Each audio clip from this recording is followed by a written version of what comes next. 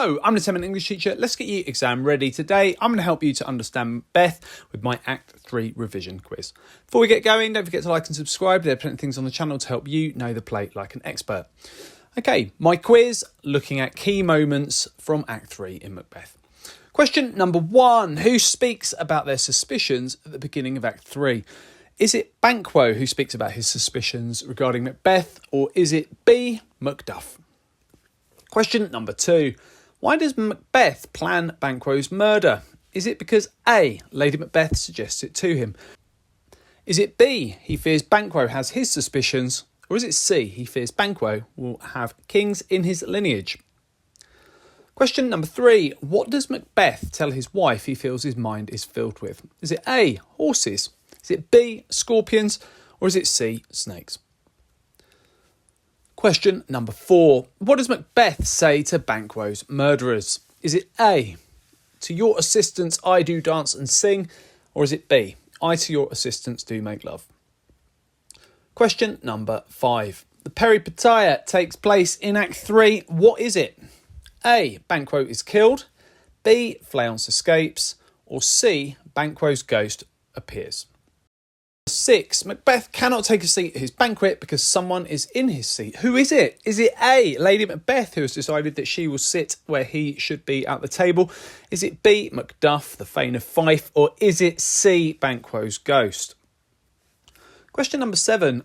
Guests are asked to leave because Macbeth is in a very, very strange fit of nervousness. Who is it that asks them to depart? Is it A, Macbeth, or B, Lady Macbeth?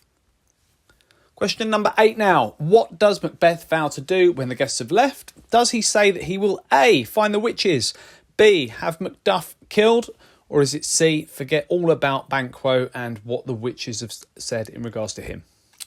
Question number 9. What does Hecate, goddess of witchcraft, want the 3 witches to do? Is it A, assist Macbeth further? Is it B, mislead Macbeth? Or is it C, excommunicate Macbeth and have no more to do with him?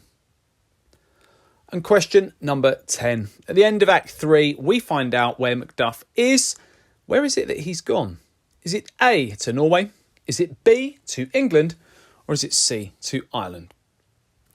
So we've had 10 questions covering the key moments in Act 3. Let's have a little bit of a look at the answers now. Okay, 1. Who speaks about their suspicions at the beginning of Act 3? At the very beginning of Act 3, Banquo speaks to the audience about his fears, and he says that he fears Macbeth played most foully for it, and that of course links Macbeth to the witches, given that they in Act 1 say fair is foul and foul is fair. So he suggests to us that he thinks Macbeth might have been responsible for King Duncan's murder. Macduff is suspicious of Macbeth, but he has not voiced those suspicions to the audience. He just simply hasn't gone to Macbeth's crowning. At the end of Act 2, he says that he's not going to see Macbeth be crowned. Then we've got question number 2. Why does Macbeth plan Banquo's murder? Well, it's not because Lady Macbeth has suggested it to him, which is actually quite interesting because this is something that Macbeth does and of his own accord. It's there to show us that actually Macbeth does plot to kill and murder without the influence of Lady Macbeth. In this case, he's choosing to have Banquo killed without her manipulating him in order to do so.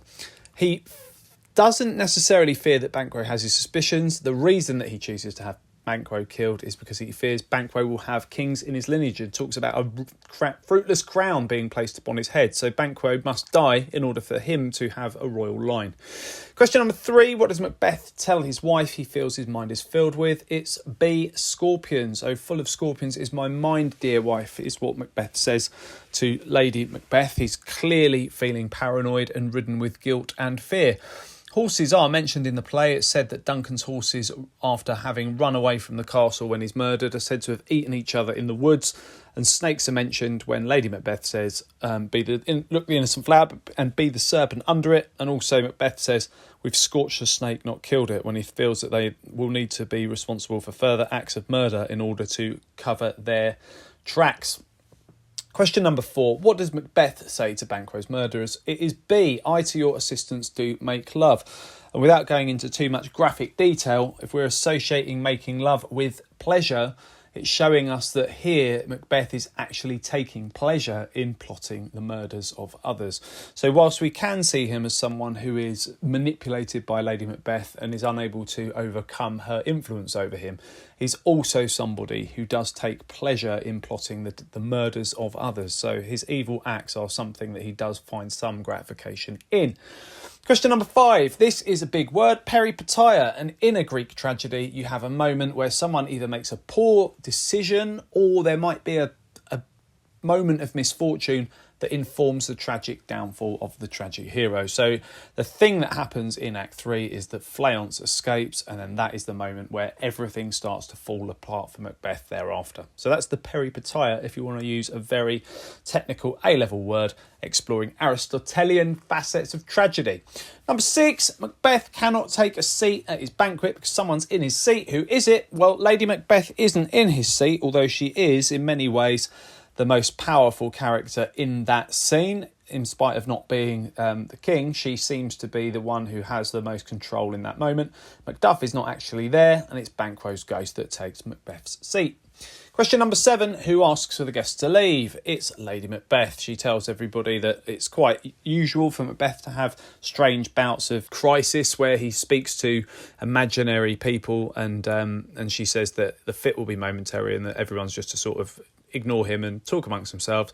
But Macbeth is not able to stable himself, and she asks the guests to leave. Now, this is significant because in this moment she would be dressed in regal attire with a crown upon her head, and she commands that moment and dismisses all of the guests. So she looks extremely powerful in this moment. And it's interesting because we don't actually see her again until she sleepwalks later on in her nightgown, afraid of the dark, clutching a candle. So we're given a very, very stark contrast with her in this moment and the next time we see her. But that's something that's easily overlooked because it's not for a while that moment will take place. Okay, number 8. What does Macbeth vow to do when the guests have left? Well, it's find the witches. He needs to know more, and he needs their support and their assistance. So he wants to go and find them and speak further with them. He, at this point, is suspicious of Macduff because he's not been at the feast, but he's not yet decided to have him killed. It will be the witches that inform his thinking. And he cannot forget about Banquo. It's the reason that he wants to go and see the witches after having seen Banquo's ghost, and he will ask the witches about Banquo when he goes to see them in the next act. Question number 9. What does Hecate, goddess of witchcraft, want the 3 witches to do? Well, she's actually very annoyed that they've been to see Macbeth without her, and she said, or without her consultation. She says that Macbeth doesn't care about their art. Maybe that's evil. And he's more interested in himself and loves for his own ends. So he's more interested in power and his own ambitions and not evil, which is what drives the witches. So she wants them to mislead Macbeth. Whatever it is that the witches are going to tell Macbeth, she's hoping that that will give him a sense of security that will lead to his downfall. She says security is mortal's chiefest enemy, so they want to give him a false sense of security, make him think that he's untouchable, and then that can inform his downfall. So they want to mislead Macbeth. Question number 10, at the end of Act 3, where do we find that Macduff is? There's a conversation at the end between some lords, and we find out that Macduff has gone to England. So Norway is who Scotland were at war with in Act 1. Ireland is where Donalbain fled to, and we don't see him again in the play. We imagine he likely returns after the play is finished, but that's where he is.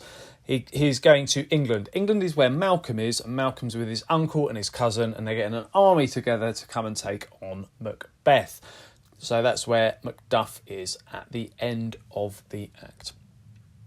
Okay, check out the other videos on my channel. I'll continue to add content. Feel free to ask something you'd like to see me cover in the comments section. Don't forget to like and subscribe and share, and keep revising.